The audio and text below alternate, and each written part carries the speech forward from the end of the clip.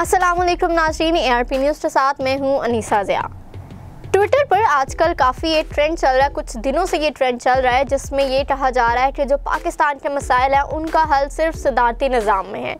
लेकिन इस पर काफ़ी लंबी डिबेट भी चल रही है क्योंकि जो सदारती निज़ाम के हामी हैं और जो पार्लिमानी निज़ाम के हामी हैं उनकी आपस में तकरार नज़र आती है कि वो किस तरह से अपने अपने सिस्टम्स को डिफेंड करते हुए नज़र आते हैं कि नहीं सदारती निज़ाम आना चाहिए कि नहीं है ये तो गलत है, जो पार्लिमानी सिस्टम है वो ही चलना चाहिए। लेकिन हमें ये डिसाइड करने से पहले सारा इल्म होना चाहिए कि पार्लिमानी निज़ाम क्या है और सदारती निज़ाम क्या है। कुछ ऐसे लोग हैं कि जिनको ये अभी तक नहीं पता कि सदारती निज़ाम क्या है, तो उनके लिए हम आपको थोड़ी इन्फॉर्मेशन भी देते हैं। दोनों सिस्टम्स में हम आपको डिफरेंस बताएंगे कि डिफरेंस क्या है और फिर आप बेहतर तरीके से डिसाइड कर सकते हैं कि पाकिस्तान के लिए कौन सा निज़ाम बेहतर है। जो सदारती निज़ाम है नाज़रीन, वो बहुत ही एक सिंपल सा प्रोसीजर है जिसमें सदारत के लिए 2, 3 या 4 उम्मीदवार खड़े होते हैं और जो वोटिंग्स होती है, इलेक्शंस होती है। जैसे अगर हम पाकिस्तान की बात करें तो जो ज़्यादा हमें सदारत के करीब नज़र आते हैं वो हमें नज़र आती है PTI, पाकिस्तान पीपल्स पार्टी और पाकिस्तान मुस्लिम लीग नून। ये हैं कि जिनके ज़्यादा वोटर्स होते हैं और ये अगर इलेक्शंस में 3 उम्मीदवार हों तो इनमें से किसी एक के जीतने के चांसेस ज़्यादा हैं। लेकिन जो बाकी पार्टीज़ हैं जैसे काफ लीग हो गया और ये जो बाकी कुछ ऐसी पार्टीज़ हैं छोटी मोटी, वो उनको पता है कि वो सदारती निज़ाम के लिए अहल नहीं हो सकते या उन्हें उस तरह से वोट्स नहीं पड़ सकते, तो वो इनमें से किसी एक के साथ इत्तेहाद कर सकते हैं और जो अपने जो वोट्स हैं वो उनको दिलवा सकते हैं। इस तरह से सारी जो उम्मीदवार हैं वो खड़े होंगे, उनकी वोटिंग होगी और ऑफ कोर्स जो जिसके पास अक्सरियत में वोट्स होंगे वो सदर पाकिस्तान मुंतखब हो जाएगा। सबसे बड़ा फ़ायदा जो इस सदारती निज़ाम का है वो ये है कि सदारती निज़ाम में MPs, MNAs और जो मिनिस्टर्स वगैरह हैं, जो दूसरे वज़रा हैं, वो ख़ुद से नहीं इलेक्ट हो सकते। जैसे हम वोटिंग करते हैं तो वो डिफरेंट प्रोविंशियल से वो सिलेक्ट हो जाते हैं, लेकिन सदारती निज़ाम में ये सिस्टम है कि जो सदर पाकिस्तान मुंतखब होगा वो अपनी मर्ज़ी के लोग चुन सकता है, अपनी अलग से काबिना बना सकता है। उसके पास पूरा इख्तियार है कि वो कौन से इंसान को कौन सी वजारत देना चाहता है और वो किस वजारत के काबिल किस इंसान को समझ है, ताकि वो बाद में जो उस बंदा है वो आंसरेबल भी हो कि अगर उसको ये वजारत मिली थी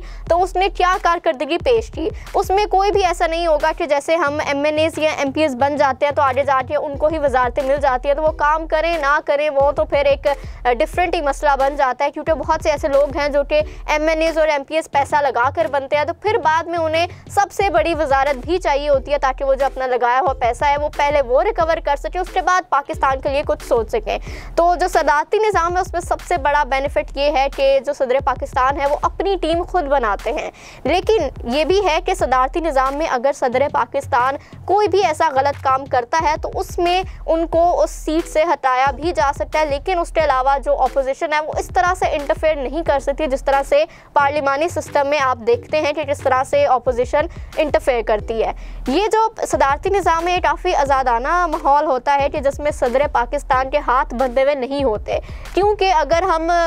पाकिस्तान की हिस्ट्री की ही बात कर लें, जो भी हमारा वज़ीर आज़म से पूछा जाए कि आपने सर दावे तो बहुत बड़े बड़े किए थे, फ़लाँ काम नहीं किया, फ़लाँ काम नहीं किया, तो उनका जो मेन जवाब है वो यही होता है कि हमारे हाथ बंधे होते हैं, हमें अपोजिशन नहीं जीने देती, हम कोई भी काम करते हैं तो उसमें टांग अड़ा देती हैं। जो हमारे MNAs MPs हैं वो हमें ब्लैकमेल करते हैं कि हमें फ़लाँ वजारत देंगे तो ठीक, नहीं तो हम पार्टी छोड़ देंगे। तो ये सारे मसाइल का सामना वज़ीर आज़म को करना पड़ता है, लेकिन सदारती निज़ाम में ऐसा कुछ भी पॉसिबल नहीं है।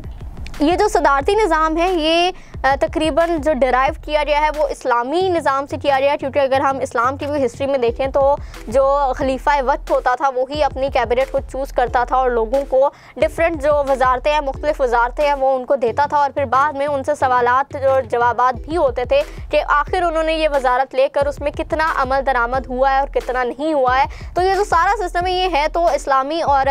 बेहतर भी यही है, मेरे ख्याल से तो बेहतर यही है। लेकिन अब हम आपको बताते हैं कि पार्लिमानी सिस्टम है वो क्या है। पार्लिमानी सिस्टम यही है जो कि पाकिस्तान में चलता आ रहा है। जैसे कि आपको पता है कि पार्लिमानी सिस्टम में भी सारे जो उम्मीदवार हैं वो खड़े हो जाते हैं और इलेक्शंस होते हैं, वोटिंग्स होती हैं, उनके बाद उन्हें डिफरेंट सूबाई नशस्तों के लिए वो खड़े हो जाते हैं और उनको सीट्स मिलती हैं। जो पॉलिटिकल पार्टीज़ हैं उनको हर जगह कोई ना कोई सीट मिल जाती है, MNAs बनते हैं, MPs बनते हैं, डिफरेंट मिनिस्टर्स बनते हैं और फिर जो ज़्यादा अक्सरियत में होते हैं तो उसको एक पूरी हुकूमत मिल जाती है। लेकिन जो अपोजिशन है वो वही की वही होती है, हर जगह अपोजिशन इंटरफेयर कर सकती है, हर मामलात में इंटरफेयर कर सकती है। और पार्लिमानी सिस्टम में ये है कि जो हमारे MNAs MPs होते हैं वो जो वज़ीर आज़म है उनको ब्लैकमेल भी कर सकते हैं कि हमें फ़लाँ वजारत दें वरना हम पार्टी छोड़ देंगे। और जैसा कि ये रिसेंटली जो काफ लीड है वो उस्मान बुज़दार को ब्लैकमेल करते हुए नज़र आते हैं कि हमें फ़लाँ वजारत दें वरना हम काम नहीं करेंगे या हम पार्टी छोड़ देंगे। ये वो इस तरह के जो सारे कबाहत है वो पार्लिमानी सिस्टम में होती है, सदारती सिस्टम में ये सब नहीं चलता। सदारती निज़ाम में जो इस्टेब्लिशमेंट है उसको इतना ज़्यादा इंटरफेयर करने का हक़ बिल्कुल भी नहीं हो सकता कि वो किसी की हुकूमत ख़राब कर दे, जो उस वक्त का वज़ीर आज़म है उसकी हुकूमत ख़राब कर दें या किसी भी तरह उन्हें ब्लैकमेल करें। वो सिर्फ उसी वक्त इंटरफेयर कर सकते हैं जब वो कोई ऐसे प्रूफ पेश कर दें कि जो सदर पाकिस्तान है वो फ़लाँ जगह पर गलत हुआ है, तो तब उसको उसकी सीट से बरतरफ किया जा सकता है, वरना इसके अलावा जो इस्टेब्लिशमेंट है वो अपने एक दायरे में ही रहेगी।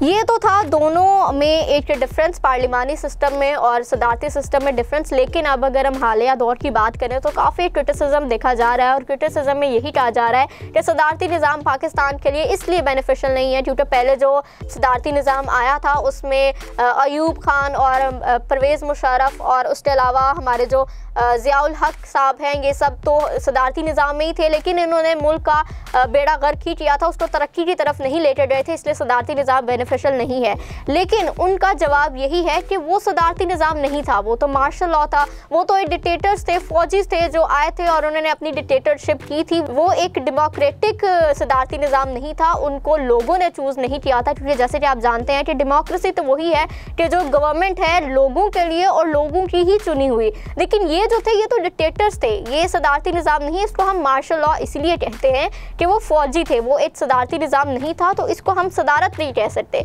सदारती निज़ाम तो वही होगा कि जिसमें लोग अपनी मर्ज़ी का सदर पाकिस्तान चुनेंगे और उसके बाद वो सदर पाकिस्तान अपनी कैबिनेट बनाकर, अपनी एक पूरी टीम बनाकर, उसके पास पूरे इख्तियार होंगे तो अपनी एक टीम बनाकर अपना जो काम है जितने भी टाइम का उसका टेन्योर होगा उस टेन्योर में वो काम पूरा करे। लेकिन अगर वो उस टेन्योर में भी अपना काम पूरा नहीं कर सकते तो ऑफकोर्स आवाम को दिख जाएगा कि इसको हमने चूज़ किया था, इसने अपना काम ठीक से नहीं किया, तो अब हम उसे वोट नहीं देंगे। जैसा कि आप जानते हैं कि जितने भी हमारे सुपर पावर्स हैं, जो बड़े हमारे कंट्रीज़ हैं, वो उनमें सदारती निज़ाम ही चलता है, चाहे वो अमेरिका हो, चाहे वो रशिया हो, चाहे वो चाइना हो, इन सब में सदारती निज़ाम ही चलते हैं और सदारती निज़ाम ही बेनिफिशियल नज़र आते हैं। आज के इस प्रोग्राम में हमने दोनों जो निज़ाम हैं उनके बारे में आपको तफसील से इसीलिए आगाह किया है कि हर पाकिस्तानी का ये हक़ है कि वो ये सोचे कि पाकिस्तान के लिए कौन सी चीज़ बेहतर है। ये सिर्फ पॉलिटिकल पार्टीज़ का सोचना नहीं बनता कि कौन सा निज़ाम होना चाहिए और कौन सा निज़ाम नहीं होना चाहिए। पाकिस्तान हमारा है तो ये हक़ भी हमारा है